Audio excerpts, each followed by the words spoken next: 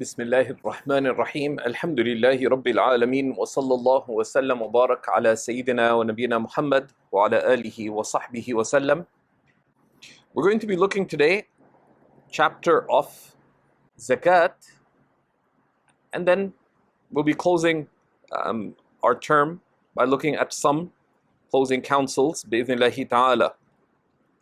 So Zakat, of course, is one of the pillars of Islam that is practically neglected. Practically neglected in that at the level of the ummah, if we were to consider the wealth that the Muslims have, or even that our community has, and we look at how much zakat is actually collected or apparently given, then there's a widespread problem of people not paying their zakat. And part of zakat is that it tests us in a way that prayer does not test us. Because each of the acts of worship and each of the acts of devotion has a spiritual purpose and benefit. All of them, of course, primarily are an act of devotion to Allah subhanahu wa ta'ala. But the way one turns to Allah in prayer, right, which is by that direct presence with Allah subhanahu wa ta'ala. وَأَقِمِ الصَّلَاةَ لِذِكْرِ, establish the prayer for my remembrance. Right? That is different from zakat. Because most people, when they're calculating their zakat or they're giving their zakat, the most immediate experience is not one of presence, but one of sacrifice. One of sacrifice.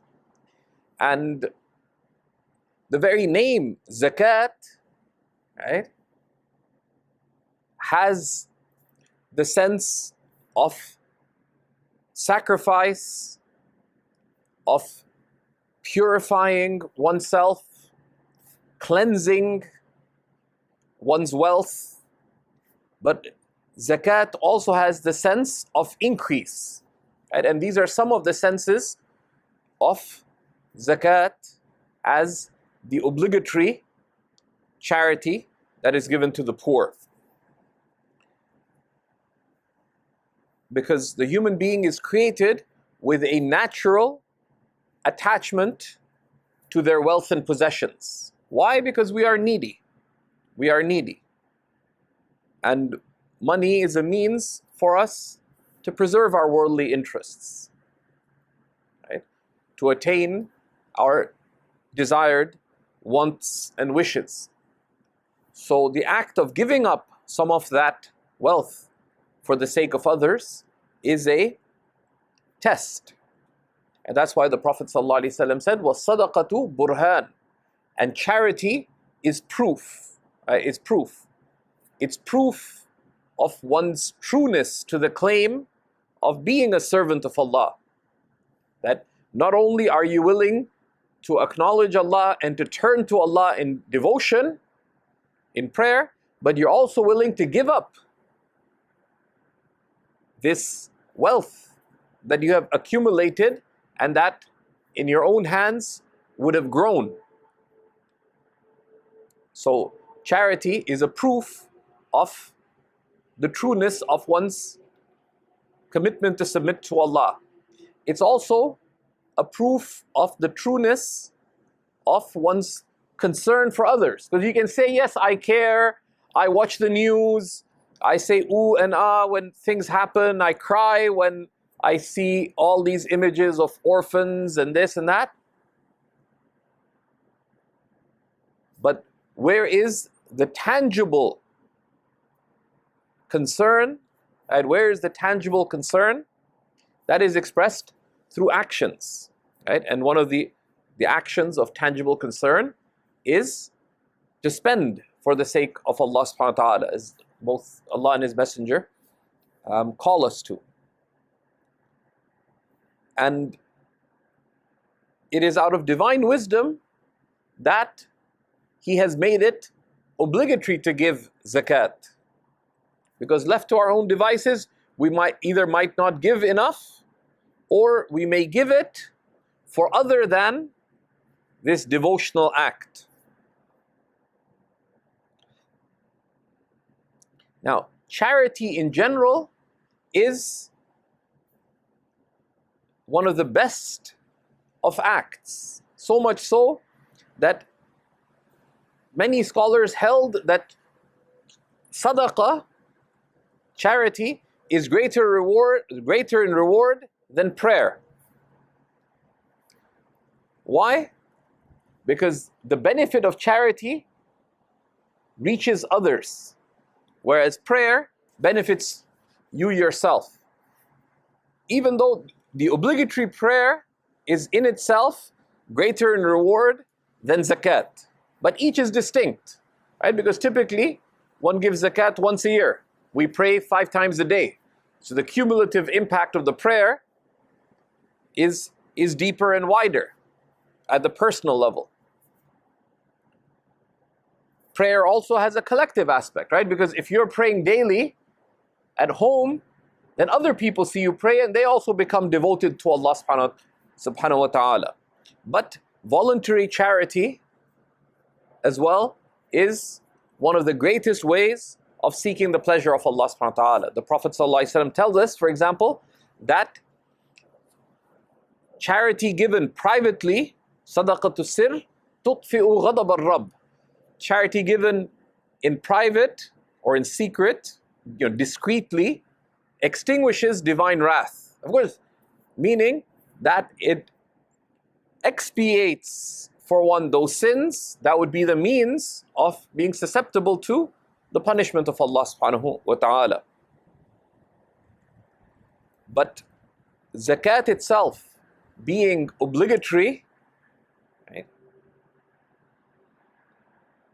entails that we pay particular attention, right? Pay particular attention to zakat over our other charity at several levels. One is that we ensure that if there's no charity one is going to give except some charity, that some charity should be one's zakat, because that is an obligation we'll be asked about on the day of resurrection.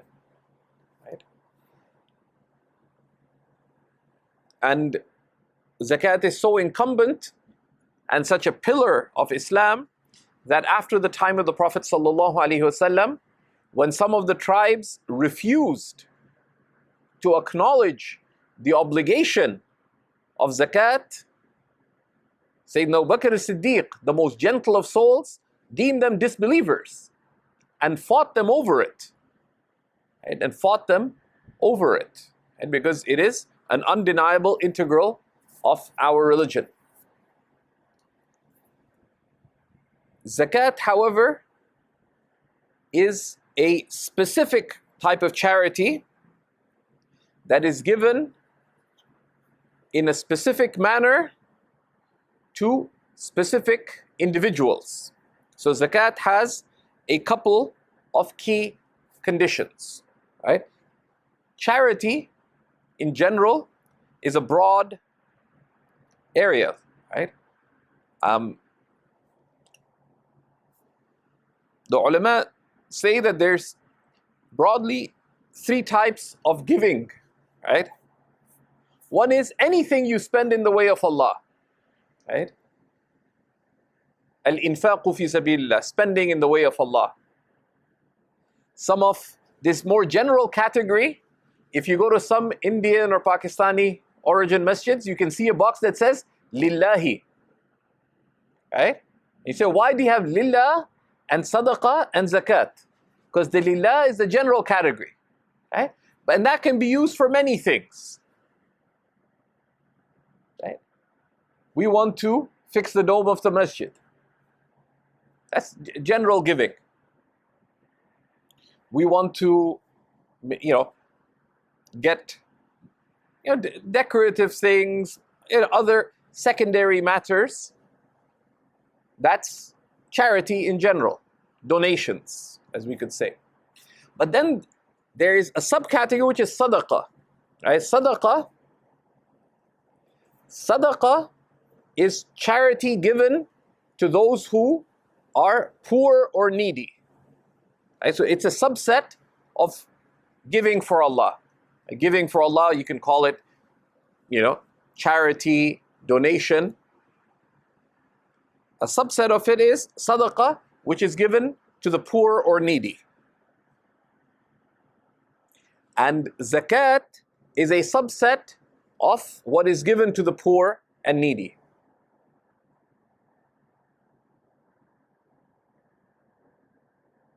And one of the wisdoms in this is that while there are many needs, the greatest need is the need human beings have.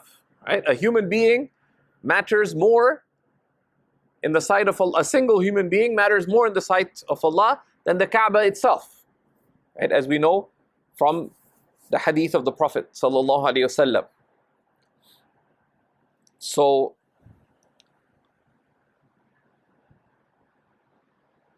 the ulama said, for example, if the Imam is leading prayer at the Kaaba,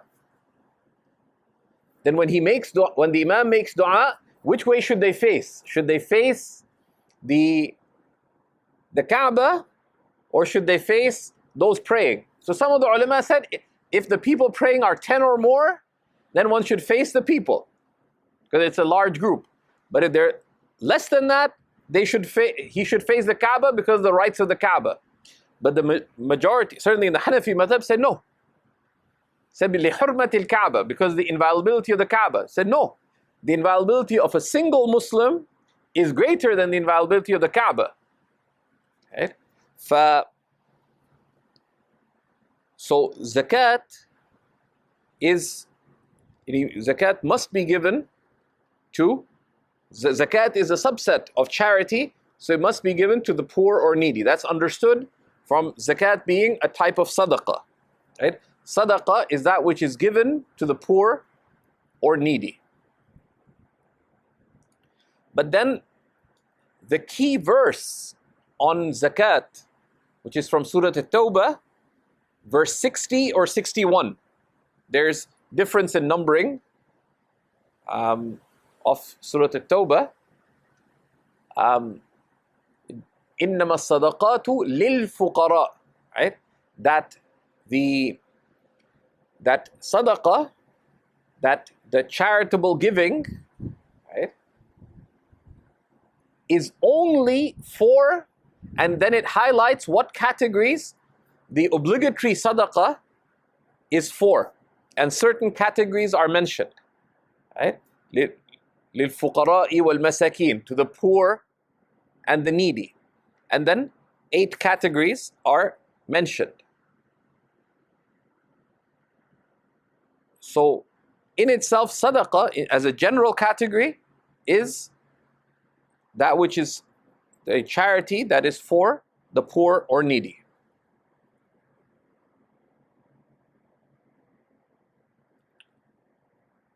So for example, if someone wants to start their business, but they're not poor, they just set aside some money themselves for their business, they couldn't ask their uncle for sadaqah.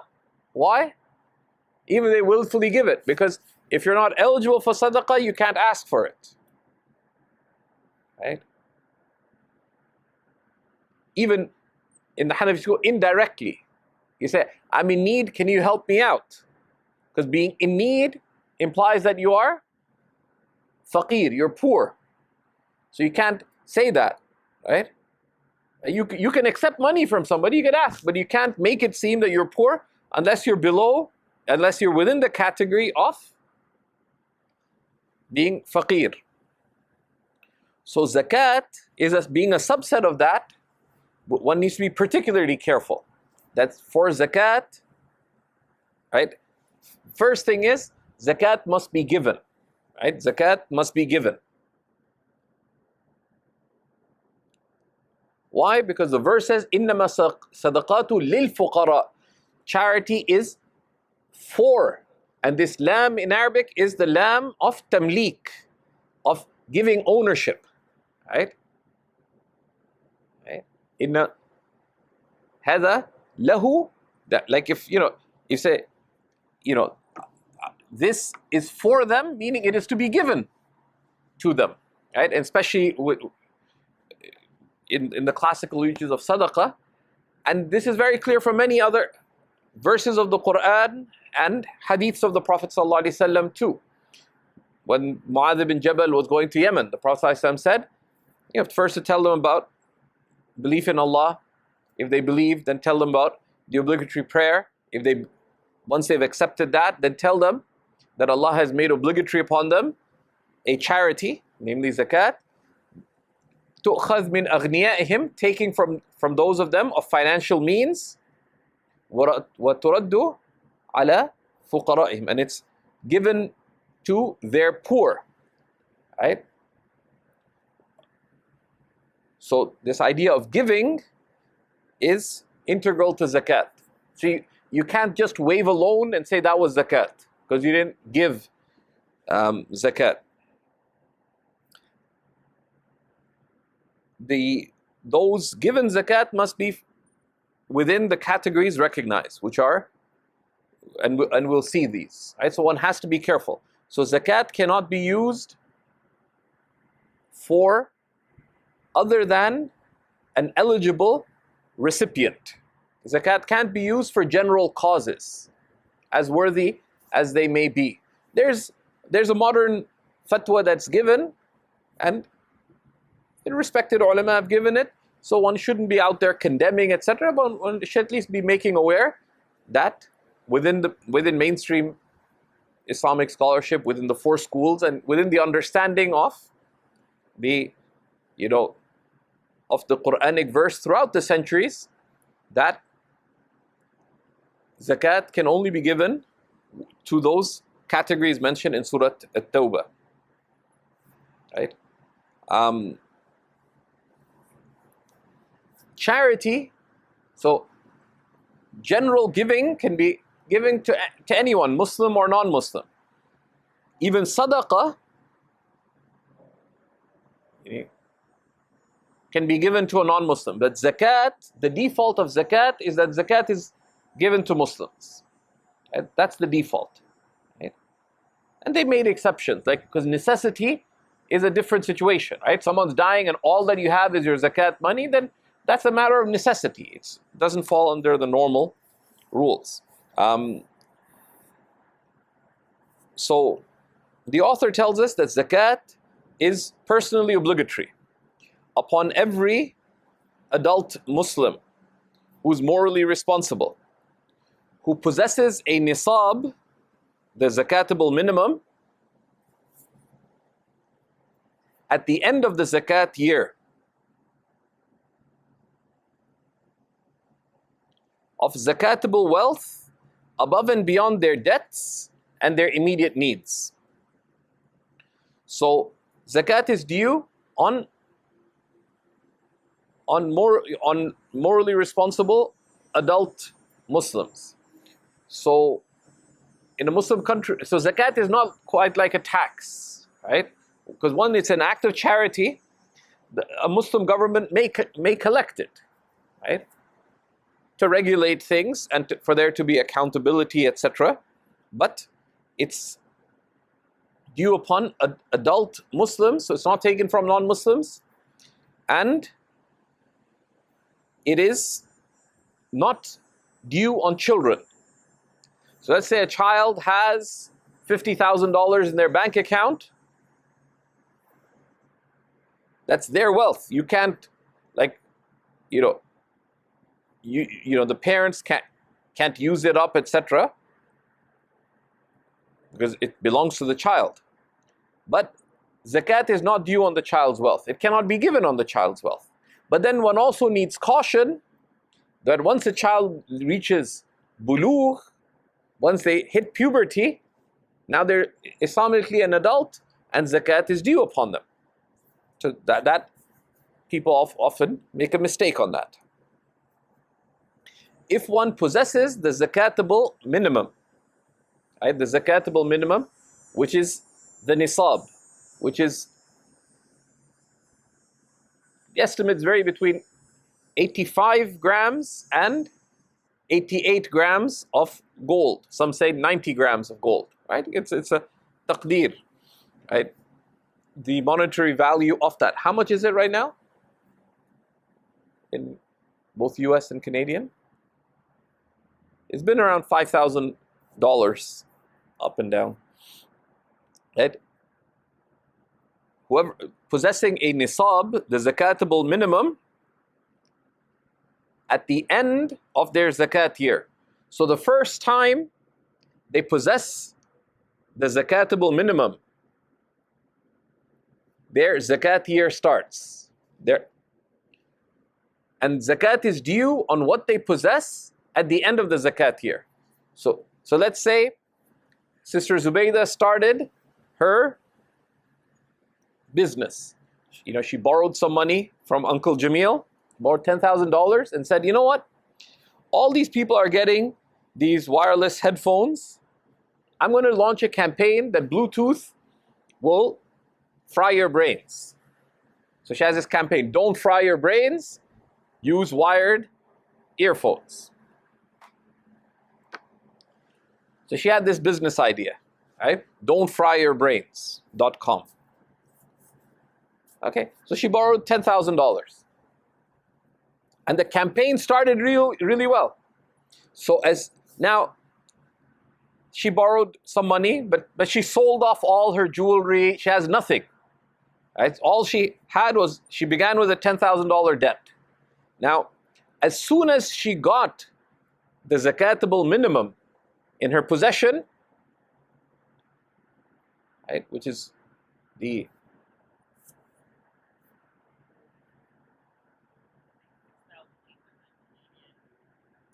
slightly over 5,000 US, 6,800 Canadian. It's gone up significantly. Once you possess that, your zakat year starts. Now, during the year, she had her booms and busts. She over leveraged, did this and that. One year passes, then the zakat becomes due. So let's say the first, and of course what we consider is the Islamic calendar. So let's say the 1st of Rajab, she possessed the zakatable minimum. A year later, now fluctuations during the year don't count. Because she has a lean period. She got a lot of money in because she got a big order. None of that matters. When the money comes in, at a year later, 1st of Rajab, a year later, is now the end of her hawl, her zakat year. Whatever zakatable assets she has then, from the categories that we will mention, right, which is her cash on hand, the gold and silver, other zakatable assets. In her case, it would include business inventory, because she's got a business, she's got all these wired headphones earphones of different types. Don'tfryyourbrains.com. So all the zakatable assets are considered. But only the zakatable assets are considered. Why? Because during the year, she also bought herself a computer before she was borrowing her older brother's laptop. And he said, give it back. She bought a laptop. She bought a car. She bought a bunch of other assets that she needed. She started doing a podcast. Right? So she bought mics and all this equipment. None of that is zakatable. Only certain categories are zakatable. But we exclude from it two things. Debts that are due and your immediate needs. The debts that are due are either money that is payable, debts that are payable now, or whose payment is coming up in the next month. Right? Because let's say in the second phase of investing, she borrowed $500,000 from her father, Uncle Jamil, Zubayda's father, lent her $500,000, payable in 10 years, in one lump sum.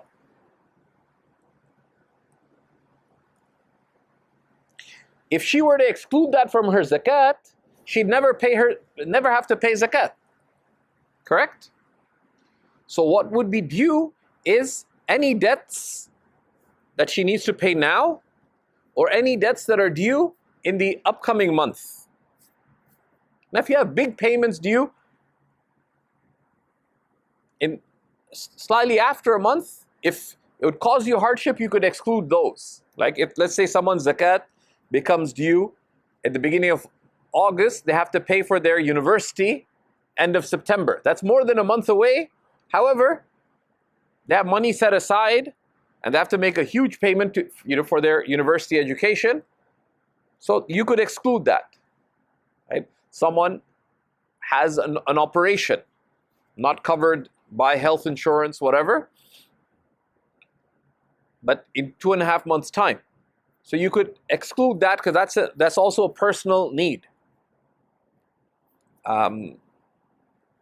So that is the definition of zakat. Like it is personally obligatory on an adult, morally responsible Muslim who possesses the zakatable minimum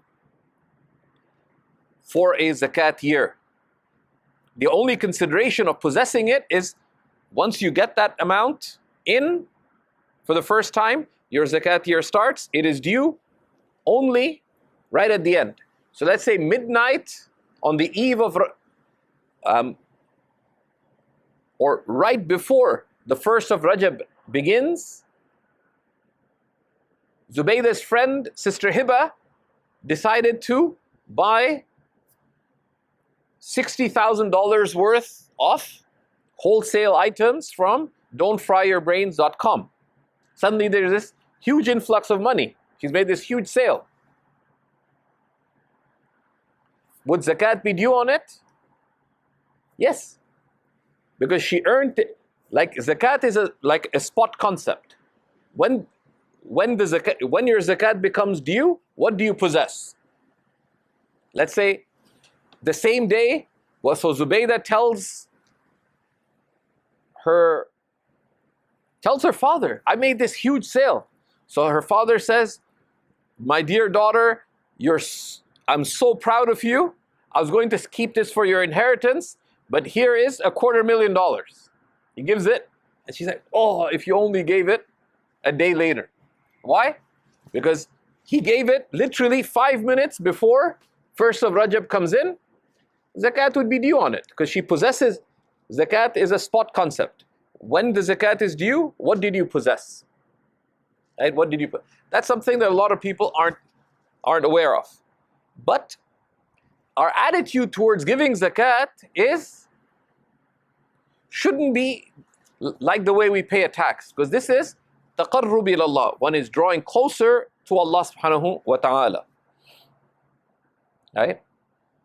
And that's an important aspect of the definition of zakat, right? That is given for the sake of Allah subhanahu wa ta'ala. The intention is required. So one excludes debts that are due, and one excludes immediate expenses. What are your immediate expenses? Let's say Zubaydah lives alone. She lives with her parents. But she has a car, she has some other expenses.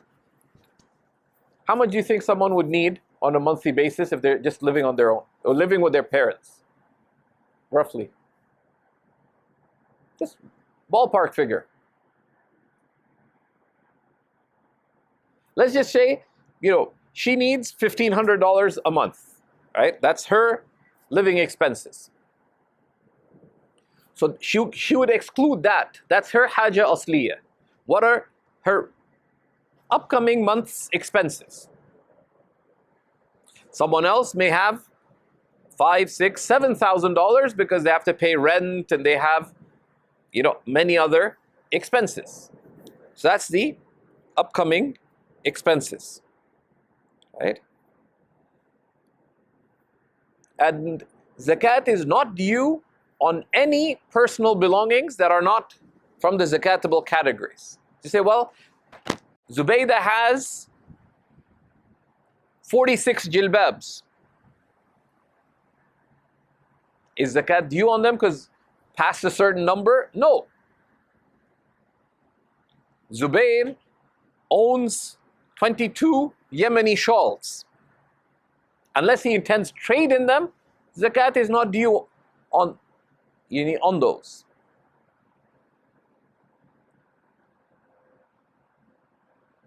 Classically, and we won't go into this, but the ulama said if one has excessive belongings that are not used in any ways, then you would sell them first before being considered zakat eligible. So you see some fatawa that seem a bit strange. So there's some South African ulama who say, if you own a TV, you can't accept zakat. Why? Because they say there's no religious reason for having a TV, so you should get rid of it before you can claim that you're zakat eligible. And no, because personal belongings are not zakatable. And if something even has some permissible use, then it's not obligatory to get rid of. Right? Even if they're fancy, someone has multiple cars, your home, the home is not a zakatable asset.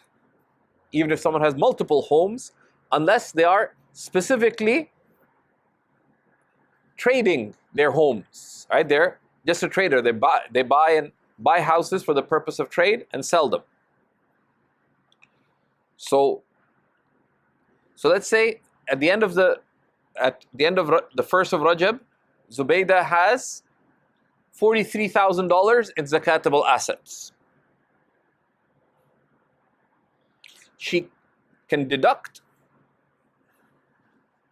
from that the debts that are due. Right? How much would the zakat on 43,000? Let's say 40,000 in zakatable assets. What's 2.5% of 40,000? $1,000 is due as zakat. But she can choose to deduct her debts. So let's say she's accumulated $25,000 in debt. That is due. She has a lot more debt than that, but the debt that is pending on her or the upcoming zakat payments are $25,000. She also has $5,000 in upcoming expenses.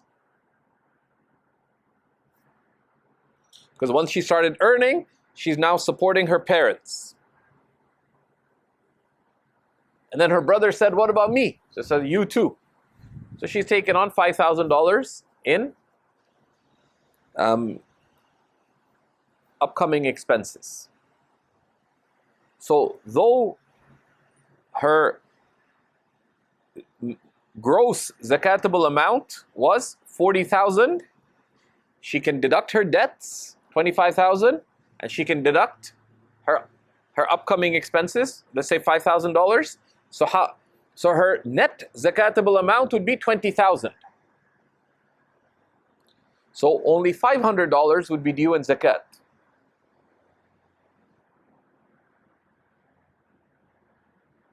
However, you don't have to deduct your debts. You don't have to deduct your upcoming expenses. Especially living in a very material economy, many of the contemporary ulama have suggested that a practice that was widespread amongst the Salaf, the early Muslims, is that they didn't wait till the end of the zakat year to pay their zakat. That as your money comes in, give your zakat on it. Even though it's not due yet, it's just 2.5%. So just make a habit of giving your zakat. That would be recommended. Right? Why? Because let's say Zubaydah earned $250,000 in her first year. She made, let's say, 200,000 in her first year, right?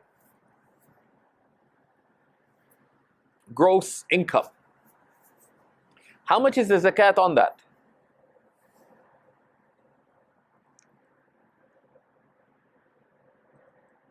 $5,000, correct? 200,000. Her gross earnings were $200,000, right? Now, if someone earns $200,000, is $5,000 a lot of zakat? Not really, right?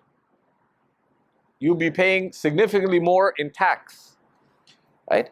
But what do most people do if they make 200,000? Let's say for the first time, she had no earnings before. She'll buy a car, she'll buy a fancy laptop, she'll buy this, she'll buy this, she'll go on vacations, she'll do all these things. And that's what most people do. At the end of the year, how much of the money will be left? Very little.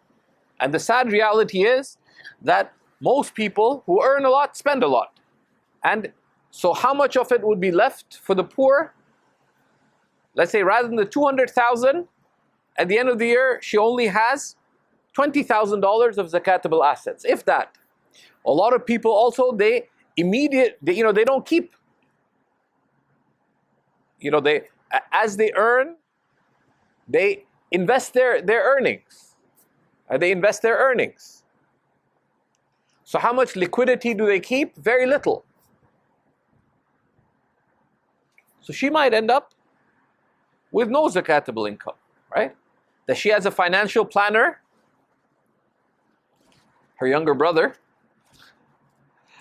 and all he does is use it as an app, right? So as money comes in, her younger sister, who took over from the younger brother, puts it in investments.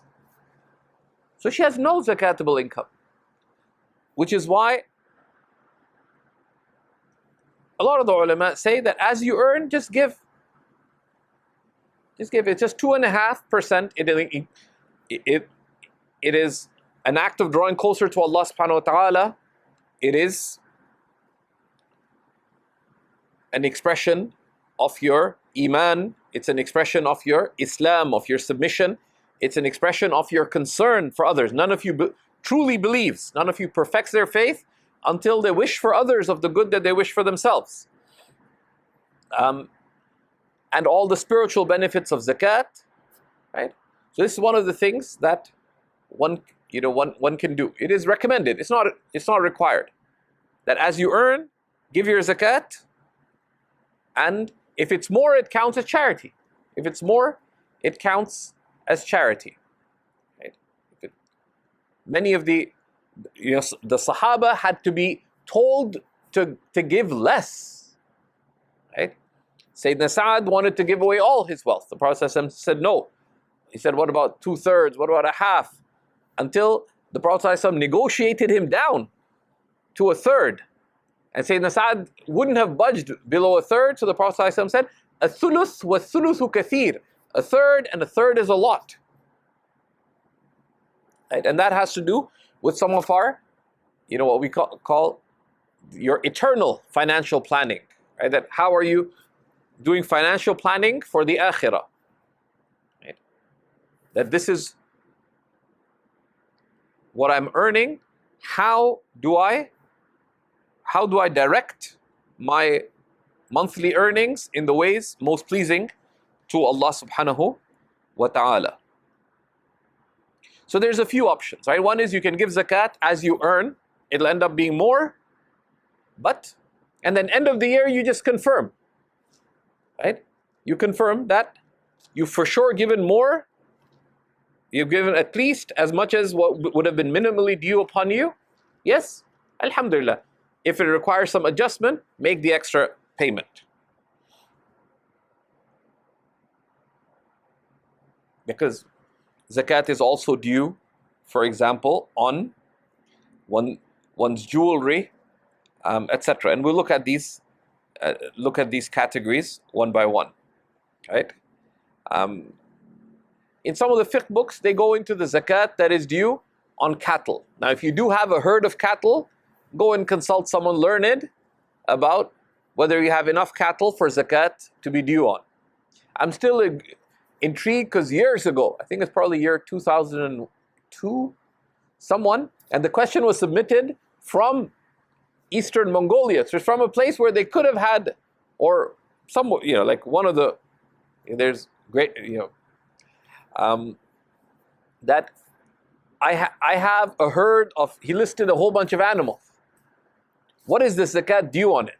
And it was big numbers. So I just responded, are you serious?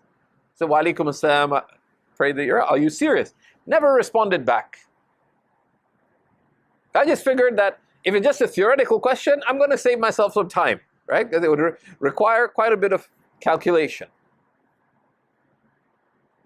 I just learned that when sometimes people ask really complicated questions, say, do you have this question? No, so no, just wondering.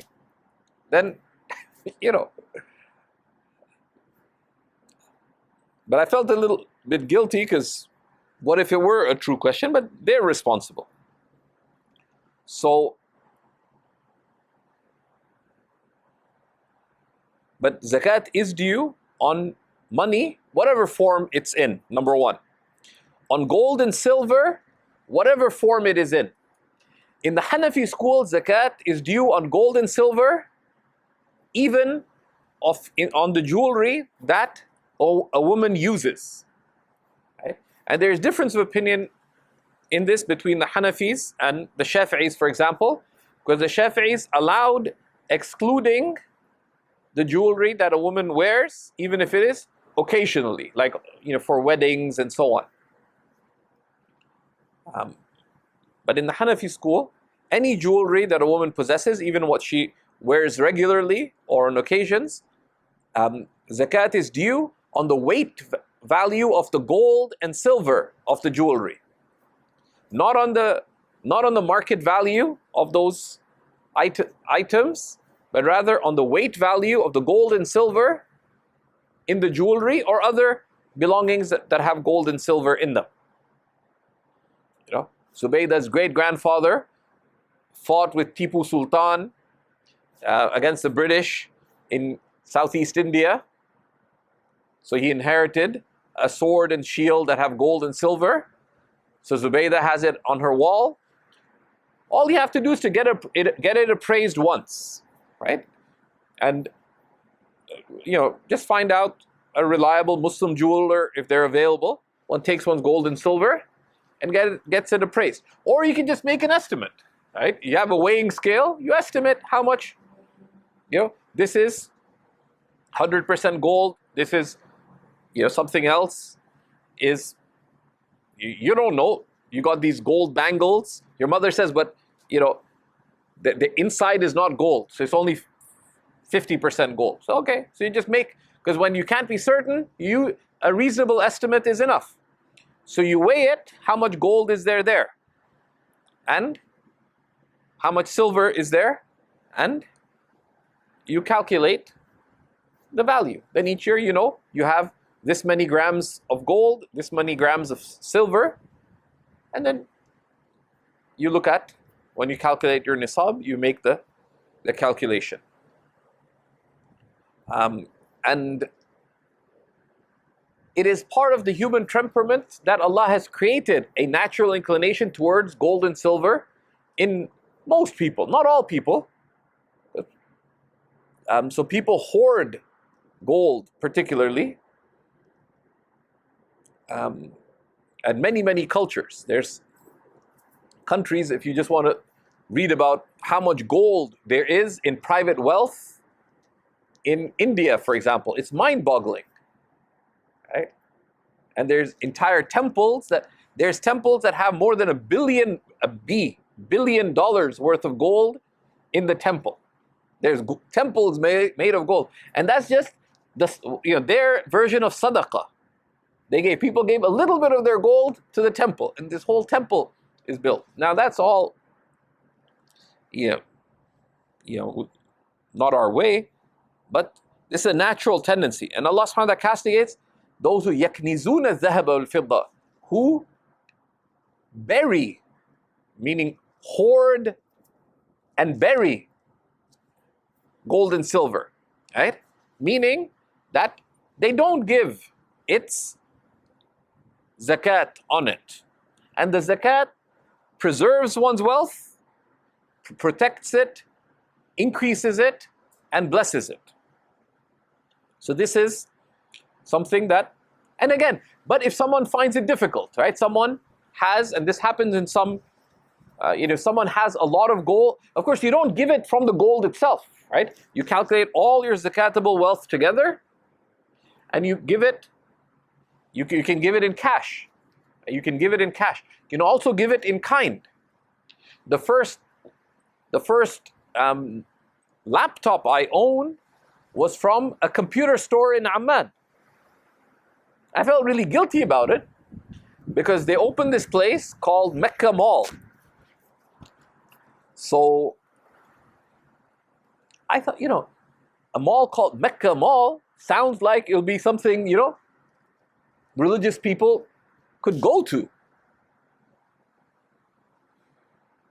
And as one of the Mashaykh said, it's more like Jahannam Mall compared to most. It was pretty, and it was such a disappointment because on Shari' al-Madina al-Munawwara, on Medina Munawwara Street, and the mall is called Mecca Mall. But that's where it's like, anyways. And there's a computer store. So, I like tech, I just go in. I was thinking, it may be time to get a laptop, whatever, but we're not really thinking about it. You just take Umar before Umar to, to grab a bite of something Western to eat, that's halal. And that one day the owner took me aside, and this religious guy. He said, tell me about yourself. So I learned that don't say you're Canadian, just say, and a Hindi. Right? Like if you ever go back to Egypt and you don't want people to be interested, mention what part, said we're from Alexandria. Where is your family from? Yeah, just mention the most remote place you can ascribe yourself to. I'll be like, whatever. I said, and a Hindi. So, Ish al-Jinsiyya. What's your nationality? I spoke the truth. I do have a Pakistani citizenship as well. I said, Pakistani. Says, Ish ta'amal. What do you do? So actually, he was working for a book publisher at that time. So I said, Dar Nashr. Says, what does it sell? And he looked religious. So I just said, kutub mukhtalif, different books. I won't say anything Islamic. But he kept pursuing it. It seemed that you're a student of knowledge. I didn't answer. He insisted. In the end, he said, look, I own this business, but things are, I'm giving my zakat as from my inventory. So tell me about yourself. And he insisted and insisted. He cornered me. I said, okay, hold on a second. And he gave me a laptop. Of course, I got myself in trouble with my wife, but the good thing of being in trouble with my wife is that she's never hard about it. She was eating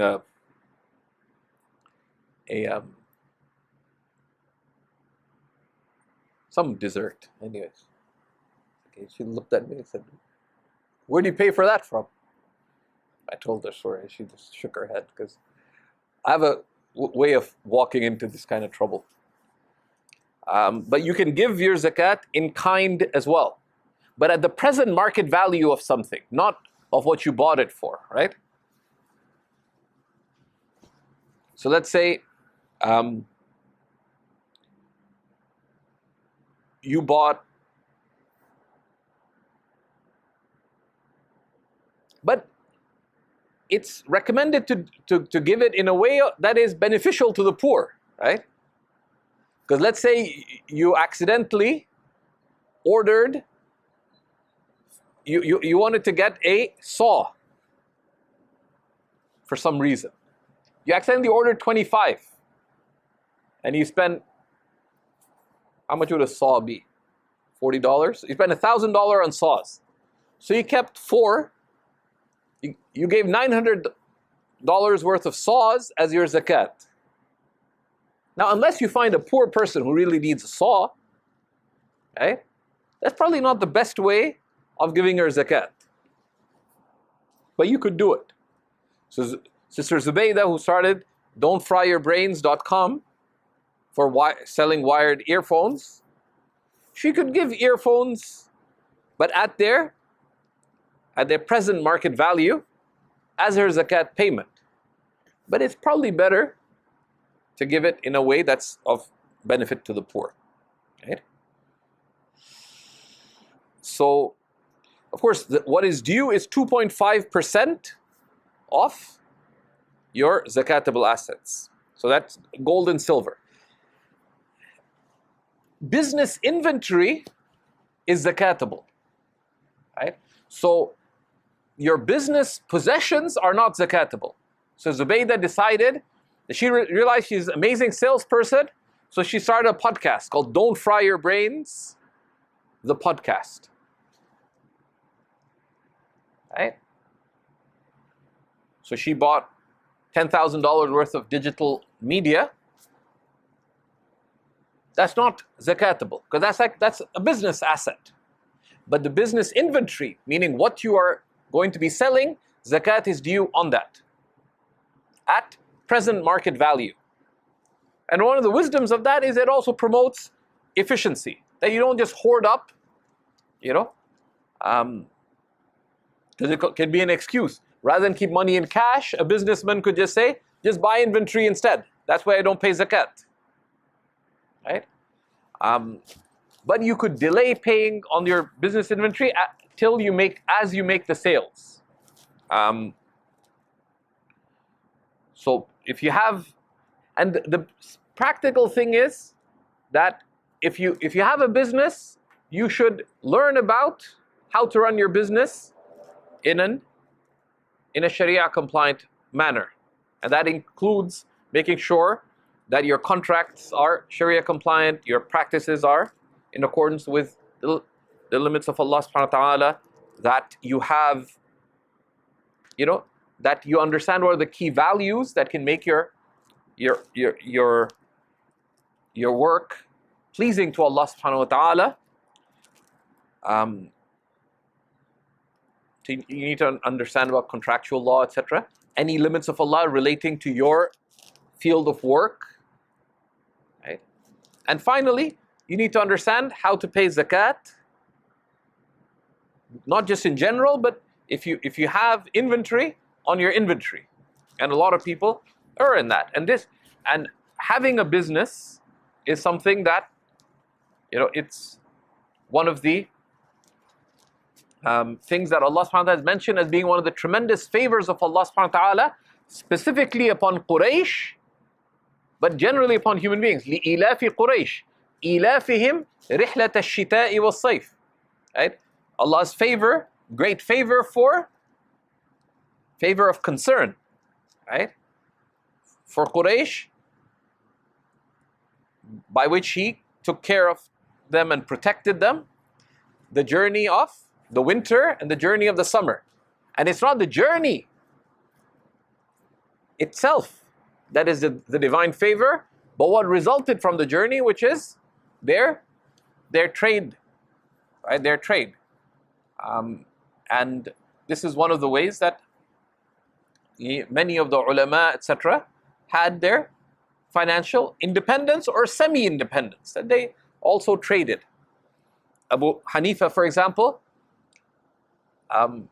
used to be a cloth merchant, and he had people running his business. Once he dedicated himself to knowledge, but he had so much wealth that he supported not only his own students, but even many of those from other groups who were attacking him, like some of the hadith scholars in town who were against him. When he passed away, they realized that the financial support had been coming from Abu Hanifa. But of course, he gave it indirectly, and to make sure it was for Allah subhanahu wa ta'ala, he did not even allow it to be known. So that, so well, if they know that they'll be quiet, it wasn't done to keep them quiet, it was done lillahi ta'ala. So, this is, these are some of the considerations with zakat. Now, if someone has crops, there's considerations. So if you're a farmer, again, learn about the fiqh of zakat related to farming. And there's many, so there are limits of Allah subhanahu wa ta'ala with respect to farming, and there's also ethics related to farming, right? Because farming, they say, some of the ulama said the best work you can do is what's done with your own hands. Because of the hadith of the Prophet ﷺ, some interpreted that to be farming. Others said, no, it's trade. And there's a number of interpretations. But whatever the interpretation is, right, others said it's work that you do of your own effort, rather than living off, either being dependent on others, or living off one's parents, even if they're wealthy. Right? Because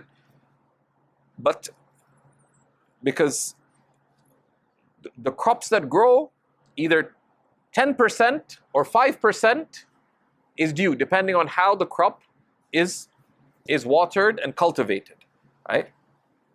And again, it's a question of learning about it in once and then knowing.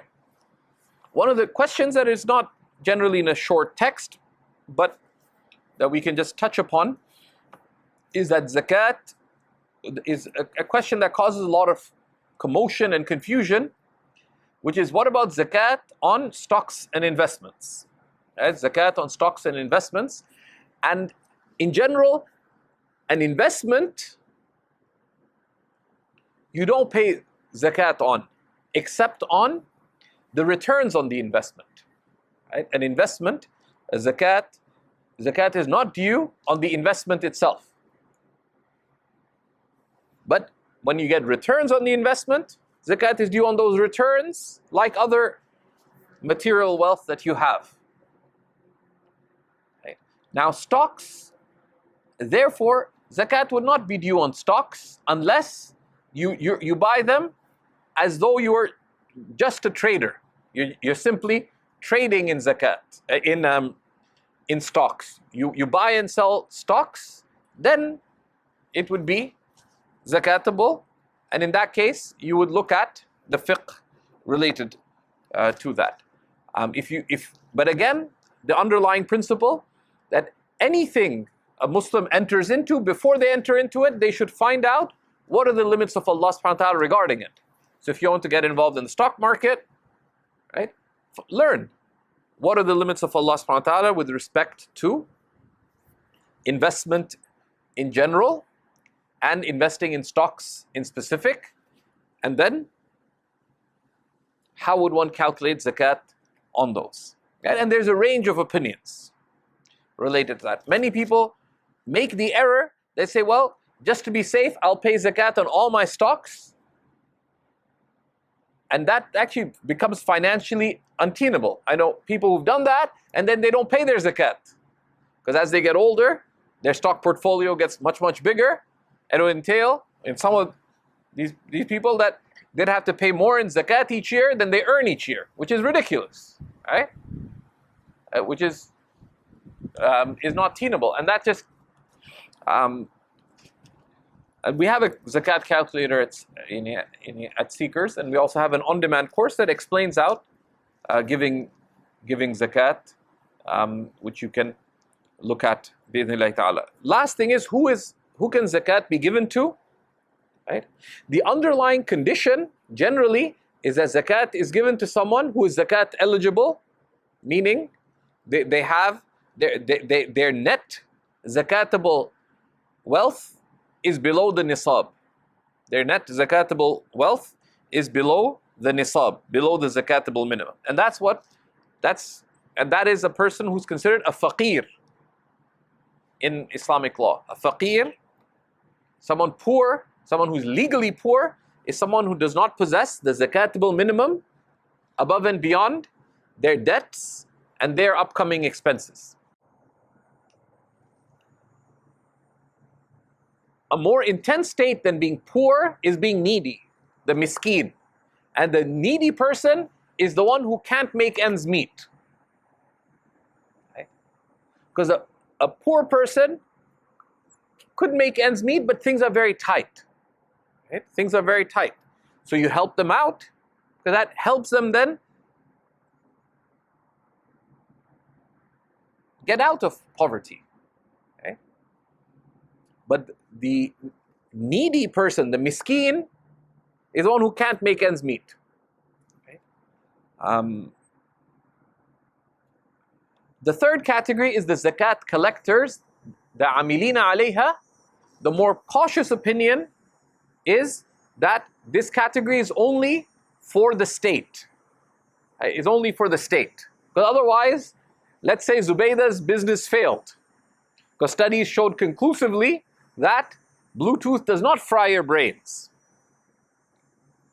So her competitors decided to do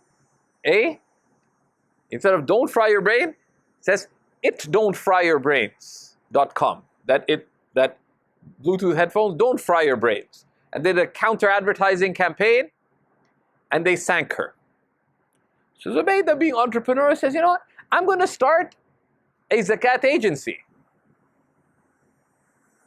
called the ZZF, Zubi's Zakat Fund.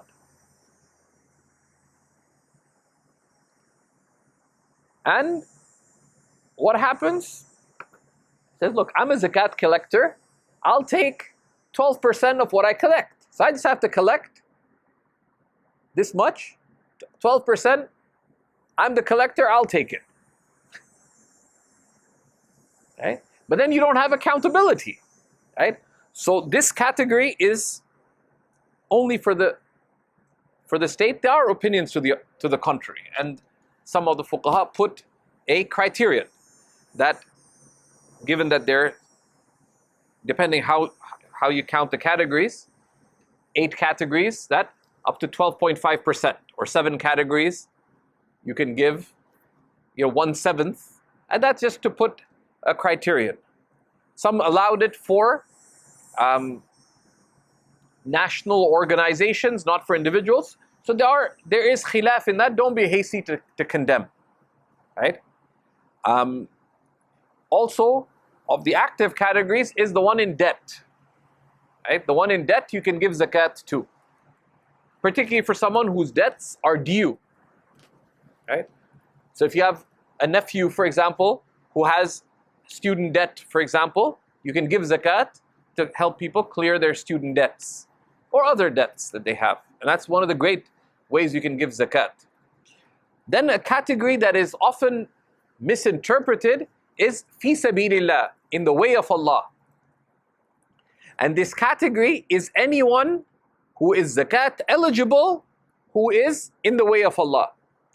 And that would either be the people who are the mujahideen, right? Those who are,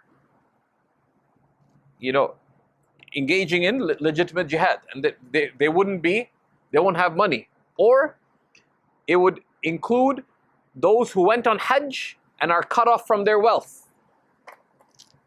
Right? They went on Hajj and they lost their money. You can help them get back home because they're on the path of Allah.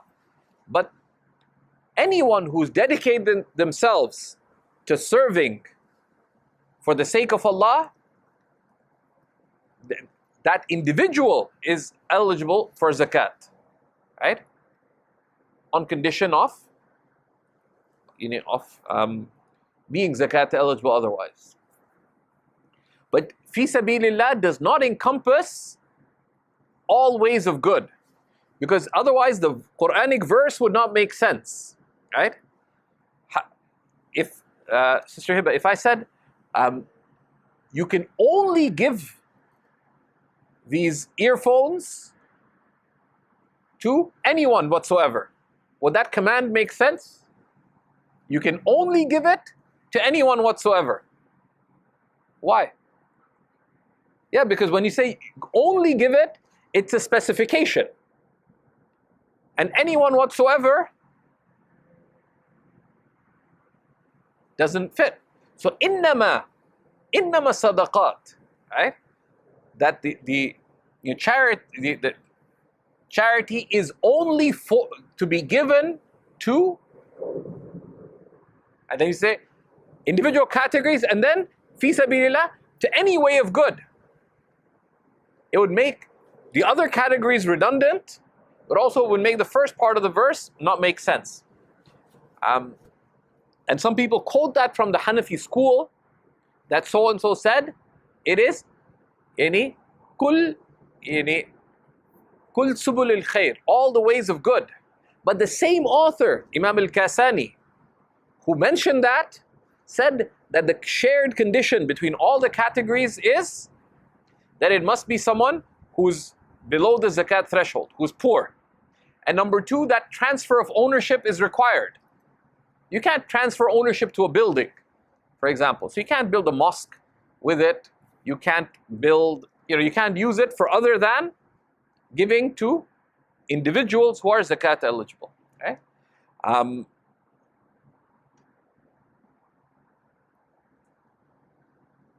And one can give it, and also the one cut off from their wealth, the Ibn Sabil, was someone who was traveling and they no longer have access to their wealth. Right?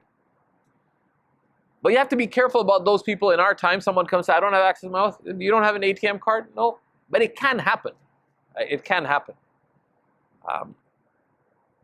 I was saved at the Abu Dhabi airport because I was there for 8 hours. I made a couple of purchases using my card, then I had to get some food, and they blocked my credit card. And they refused to believe that I'm me. But then I was in, and there's no Wi-Fi, I couldn't contact my wife. I'm trying to make the contact. This guy said, and I felt really embarrassed, but anyways. So if someone could have intended, like I wasn't legally poor, but someone, if they're cut off from their money, you could give them $100, as long as you're reasonably sure that, that it is as they say, and that you can intend zakat on that, right? Someone doesn't have access to their money, you could help them out.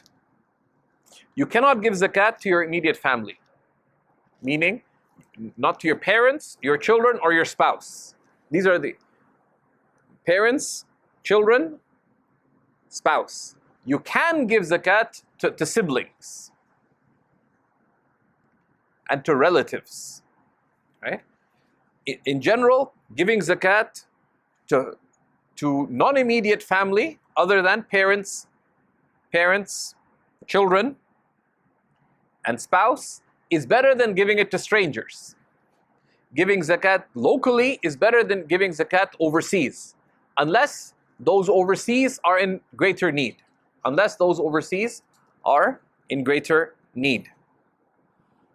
And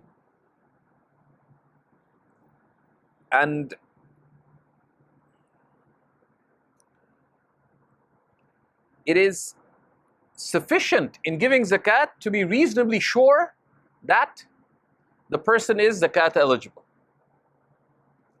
right?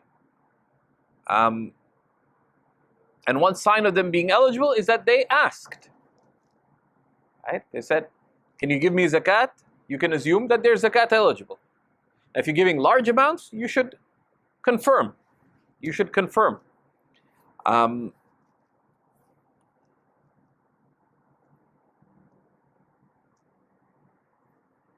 It is superior, as we mentioned, that you give zakat locally, and in some madhabs, it is obligatory to give it locally, unless those in other lands are more needy, right? So, practically, if you live, Muslims in Western countries, for example, many of them only give overseas, but one should consider that, okay, your family has rights over you, your community and land have rights over you, and those overseas have rights over you. So it is from the sunnah to distribute your zakat across various considerations. That's one of the considerations as well, right? But if someone has their basic needs, it is haram to beg. It is haram to beg. Begging is different from asking for help, right? So let's say Zubaydah happens to be related to Brother Hamza, and her business crashed, but she still has some money. She kept some money aside from her business. Her business, don'tfryyourbrains.com crashed. Says, Hamza, can you give me $10,000? Is that haram for her to ask? Because you're a generous multimillionaire? No. That's different from begging. Say, help me, I'm in need. Right? Right? Begging is only allowed if you don't have enough for your immediate needs. Right?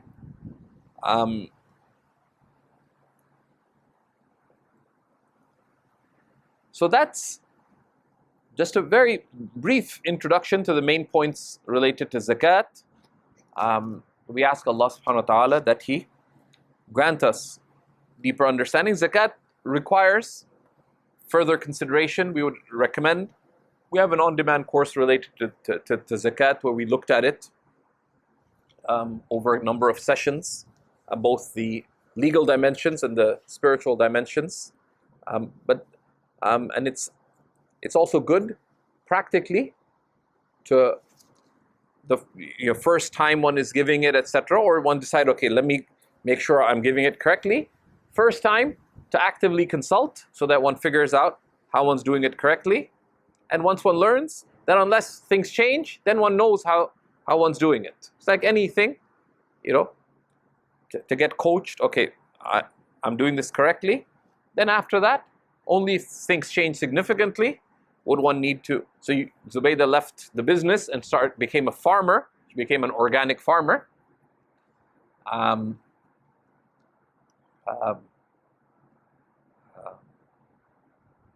Then she needs to learn about the fiqh, the zakat rules related to that.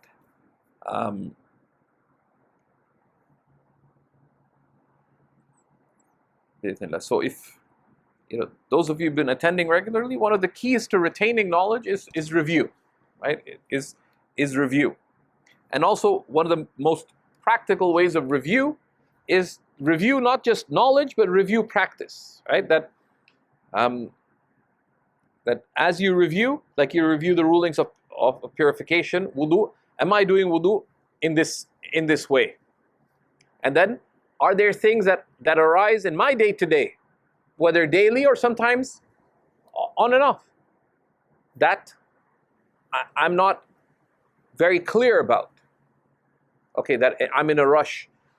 Well, is that okay, what I do, etc.? So then sometimes the answer will be clear in the review, and if it's not, that's something one asks about. One gets to prayer, right? How does one, Waqi', who was one of the students of Imam Abu Hanifa and one of the teachers of Imam Shafi'i, and is renowned for his memory, so much so that he's the person who Imam Shafi'i asked, شكوت إلى وكيع سوء حفظي فأرشدني إلى ترك المعاصي, that I complained to Waqi' about my bad memory, so he pointed me towards leaving disobedience.